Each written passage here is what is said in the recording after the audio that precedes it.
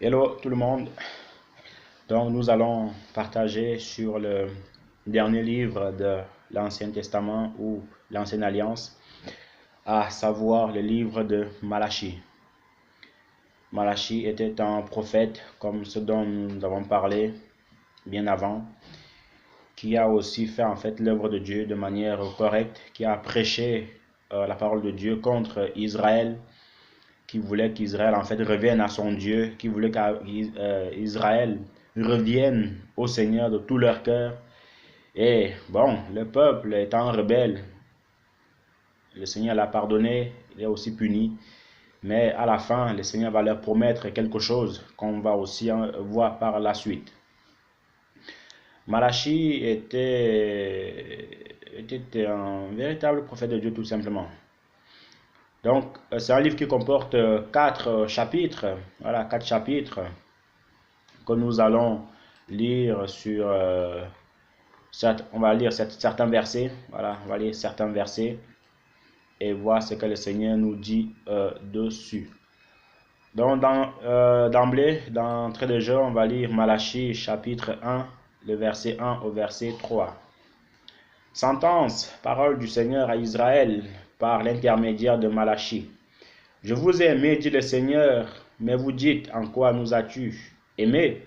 Ésaü n'est-il pas frère de Jacob? Déclaration du Seigneur. Cependant, j'ai aimé Jacob et j'ai détesté Ésaü. J'ai fait de ses montagnes un lieu dévasté. J'ai livré son patrimoine aux chacals du désert.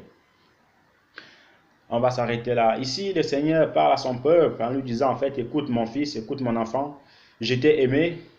Et Israël lui pose la question, mais en quoi tu nous as aimés? Voyez un peu, donc c'est un peuple qui réagissait en fait d'une manière ironique. Le Seigneur lui dit, je t'ai aimé, et puis il demande au Seigneur, en quoi tu nous as aimés? En poursuivant au verset 6 à 8, un fils honore son père et un serviteur son maître. Si je suis père, où est l'honneur qui m'est dû? Si je suis maître, où est la crainte qui m'est due? Dit le Seigneur Yahweh des armées. À vous, prêtres, qui méprisez mon nom, vous dites, en quoi avons-nous méprisé ton nom? Quelle abomination! Vous apportez sur mon autel une nourriture souillée et vous dites, en quoi t'avons-nous souillé? C'est en disant, la table du Seigneur est chose méprisable.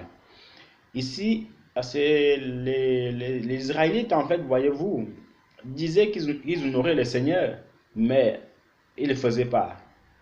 Ils ne le faisaient pas. C'est pour ça que le Seigneur, en fait, leur reproche qu'un fils honore son père, un serviteur honore son maître. Alors, si le peuple, en fait, l'honorait, où est donc, en fait, cet honneur-là qui lui est dû? Mais rien.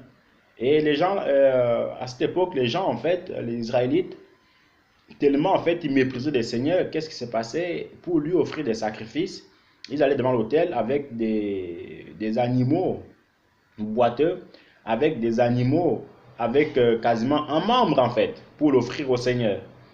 C'est comme si, voyez-vous, vous allez donner un présent, vous allez donner en fait un petit chien, un petit caniche au président.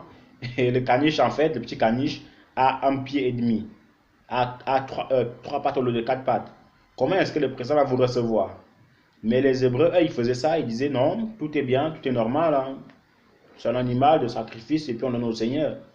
Et le Seigneur avait cela en horreur. Et voilà pourquoi il disait que vous dites que vous m'aimez, où est donc cet amour-là? Vous dites que je suis votre maître, où est donc ce respect-là, en fait?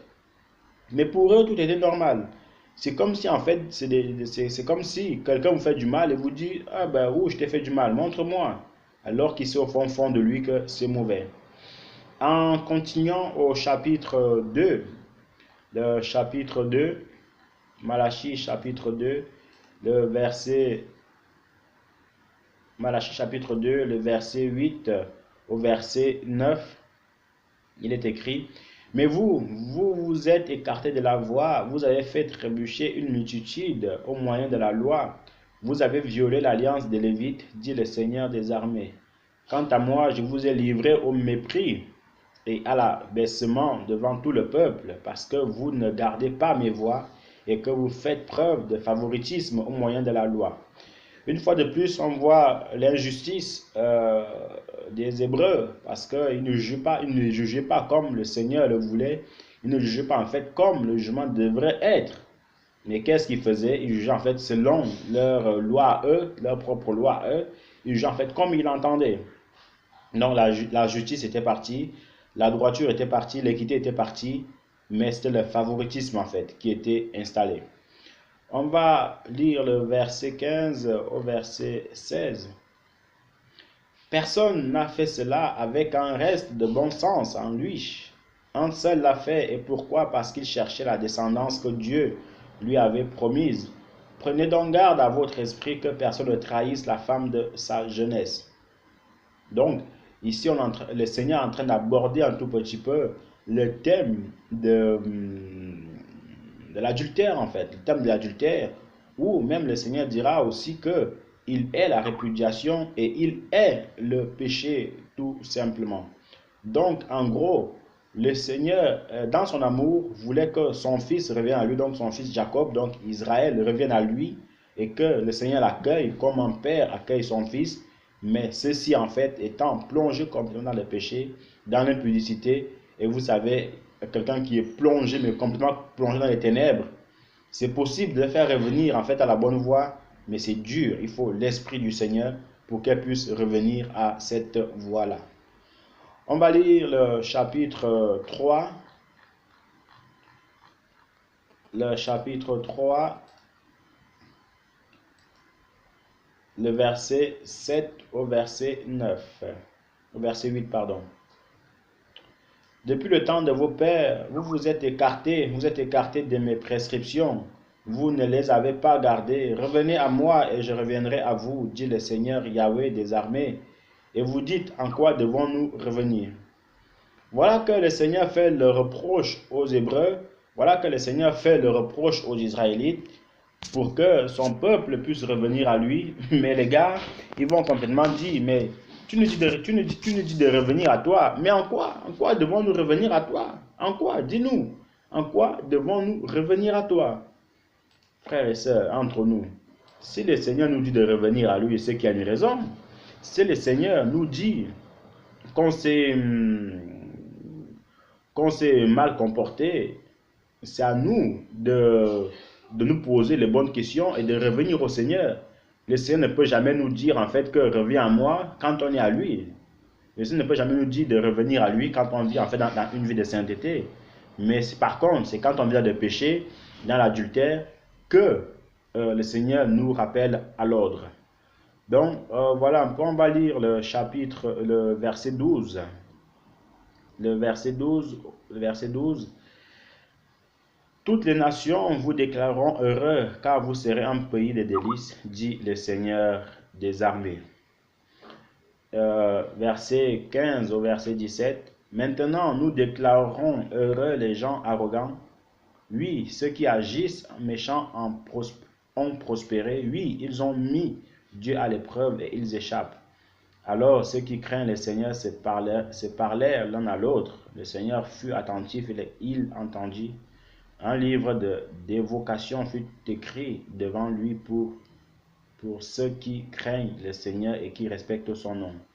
Ils seront à moi, dit le Seigneur des armées, ils m'appartiendront en propre au jour que je prépare. Je les épargnerai comme un homme épargne son fils qui le sait.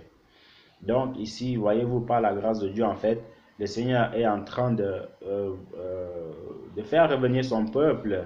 Donc au chapitre 3 là-bas, le Seigneur est en train de dire à son peuple de revenir à lui. Et quand ils vont revenir à lui, il y aura la restauration. Quand ils vont revenir à lui, ils vivront en fait une vie sainte, une vie agréable au Seigneur.